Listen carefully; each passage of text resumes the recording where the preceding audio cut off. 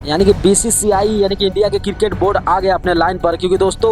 जब Asia cup 2025 में अय्यर को जब नहीं सिलेक्शन किया गया था तो बहुत ऐसे सोशल मीडिया पर अय्यर को समर्थन भाई बहुत ऐसे सवाल कर रहा था बीसीसीआई और उनके बोर्ड से।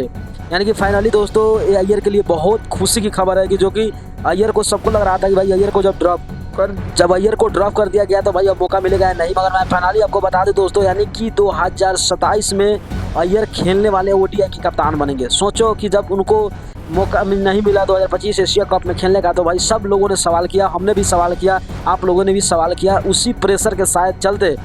आज बीसीसीआई ने ऐलान किया, और ऐलान तो नहीं किया मगर सूत्रों के अनुसार से पता चल रहा है कि ओडीआई के कप्तान बनाए जाएंगे अय्यर, जो कि अय्यर का फॉर्म देखा जाए तो बहुत बेहतर है, बहुत बेहतरीन है। और एक और बैड न्यूज़ क्या है कि अगर अय्यर कप्तान बनते हैं तो भाई रोहित शर्मा उसमें नहीं खेलेंगे, क्योंकि कप्तान के तौर पर रोहित शर्मा खेल सकते हैं और बिना कप्तान के तौर पर रोहित शर्मा नहीं खेलेंगे। तो आप लोगों को क्या लगता है कि जो आने वाले 2027 का वर्ल्ड कप है उसमें क्या इंडिया के कप्तान कौन होंगे, अय्यर होंगे, गेल होंगे या रोहित शर्मा होंगे? अपना राय जरूर कमेंट कीजिए, क्योंकि देखो बीसीसीआई अय्यर से हर एक मैच में उनको मौका नहीं दे जा रहा था, मगर अय्यर के समर्थन ने इतना ज़्यादा सोशल मीडिया पर